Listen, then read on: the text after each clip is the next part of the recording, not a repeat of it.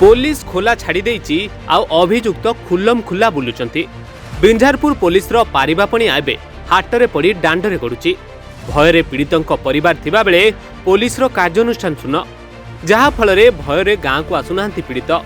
सूचना अनुसार गत होली रे बिंझारपुर अंचलर प्रदीप्त दास को मानसडा अंचलर 4 जण युवक मरणांतक आक्रमण करथिले, जहा परे बिंझारपुर थाना रे प्रदीप्त एक एफआईआर देथिले।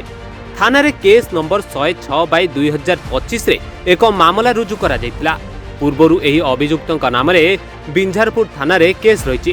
तेबे एही केस परे अभियुक्त मानकु पुलिस गिरफ न करिबारु हाईकोर्ट रे आगुआ जामिन आवेदन करिथिले अभियुक्त माने, किंतु हाईकोर्ट एहाकु खारज करि दैथिबा बेले पुलिस आसामी मानकु गिरफ न करिबारु एबे अभियोगकारीक भाई ओ तांको वकील थानार द्वारस्थ होई थाना अधिकारीक सह आलोचना करिसेंती।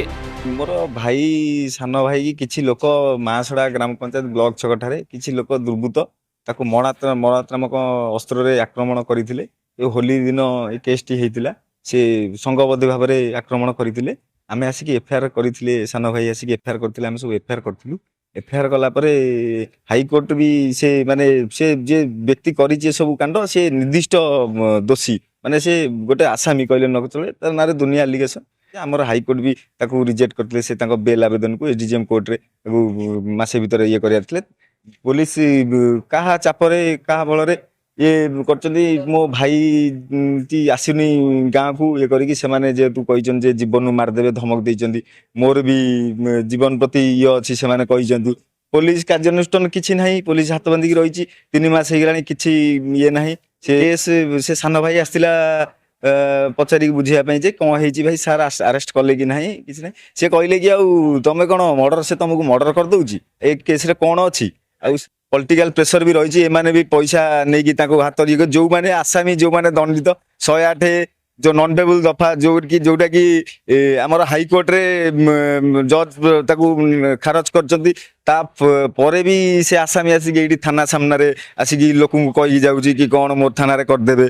तापरे एठी थाना वाला ताको आखि आगरे भी देखुचंती, से किछि करबा नै हाथ बांधी के बसिचंती। से रंजन सार बोली अछंती, रंजन मल्लिक कोन सार करना से आश्वासना देइचंती कि जे आसामी की धरिकी फॉरवर्ड करियो बोली गोटे 2 दिन भीतर समय लेइचंती।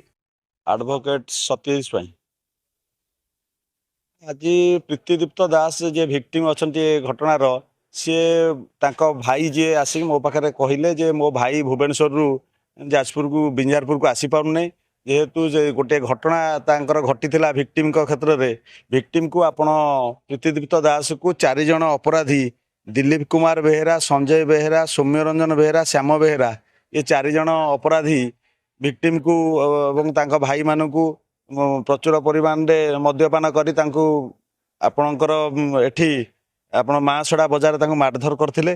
एवं सी मारधर पर सी आसिक बिंझारपुर थाना रे एतला करथिले।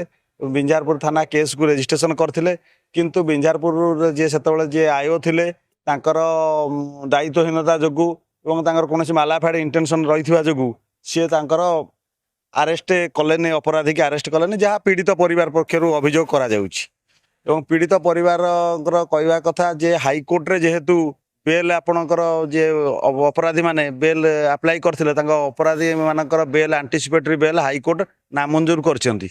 एवं परवर्ती समय रे विक्टिम परिवार को विभिन्न समय रे अपराधी मानक तरफ धमक चमक दिया होउछि। एवं सबुठु गोटे परितापर विषय जने विक्टिम परिवार अभियोग जे जैनिक पुलिस अधिकारी जे बिंझारपुर थाना रे अछंती, से जैनिक पुलिस अधिकारी जनक विभिन्न समय रे तांको कहजन नमे मर्डर हैला आमे तम केस बुझिमु, आमे काई ताको अरेस्ट करिमु, आमे काई तांको धरिमु, एही प्रकार अभियोग आसुची। जे आम पारे मु से घटना को जतो हृदयंगम कली एवं निश्चित मोर क्लाएंट को मु धरिकी मु आसिक आईआईसी को सार संगे आज आसी से विषय मु आलोचना कली। एवं आमको आईआईसी सार जे आमको आश्वासना देले, मल्लिक सार आमको जे आश्वासना देले, कहले निश्चिंत भाव में से जदि दोष से करिछि एवं हाईकोर्ट ता बेल को आम खारज करछि, आमे निश्चिंत भाव में जे से पाख आखरे आमे ताको धरिया पय आमे पुलिस स्क्वाड पठौछु, ताको धरिके आमे अरेस्ट करिमु। जाजपुर बिंझारपुर राणा प्रताप महापात्रଙ୍କ रिपोर्ट, रिपोर्टर्स टुडे।